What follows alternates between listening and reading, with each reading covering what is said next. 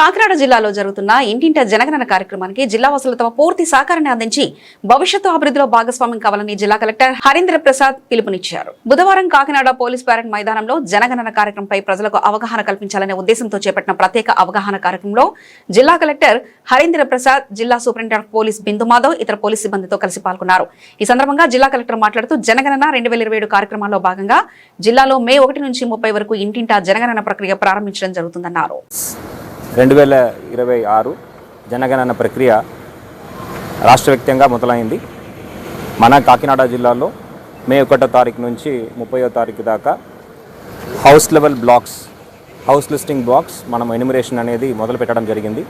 దాంట్లో భాగంగా ప్రతి ఇంటికి వెళ్ళి ఆ ఇంటి యొక్క విధానం ఏంటి, నార్మల్ హౌస్ హోల్డా లేకపోతే హౌస్లెస్ హౌస్ హోల్డా, అక్కడ ఎవరెవరు నివాసిస్తున్నారు, అక్కడ ఇంట్లో ఉన్న సదుపాయాలు ఏంటి అనేది గురించి ఎన్యుమరేటర్స్ ద్వారా ప్రతి ఇంటికి వెళ్ళి మనం ఈ వివరాలు సేకరించడం జరుగుతున్నది. దీంట్లో భాగంగా జిల్లా వ్యాప్తంగా దాదాపు 3000 పైన ఎన్యుమరేటర్స్, దానికి అనుకూలంగా సూపర్వైజర్స్ కూడా ఏర్పాటు చేసుకోవడం జరిగింది. ప్రజలు సెన్సస్ సిబ్బంది వచ్చేటప్పుడు వాళ్ళకి పూర్తి సహకారం అందిస్తవలసిగా ఈ సందర్భంగా కోరుతున్నాను. వాళ్ళ యొక్క వివరాలని స్పష్టంగా తెలియజేస్తే మన సెన్సస్ అనేది ప్రాపర్గా జరుగుతుంది. ప్రాపర్గా చేస్తే ఎవరికి ఎలాంటి అవసరం ఉన్నాయి, రాష్ట్ర వ్యాప్తంగా అభివృద్ధి కార్యక్రమాలు ఏ విధంగా మనం ముందుకు తీసుకువెళ్ళచ్చు అనేది మీద మనకి దృష్టి పెట్టడానికి అవకాశం ఉంటుంది.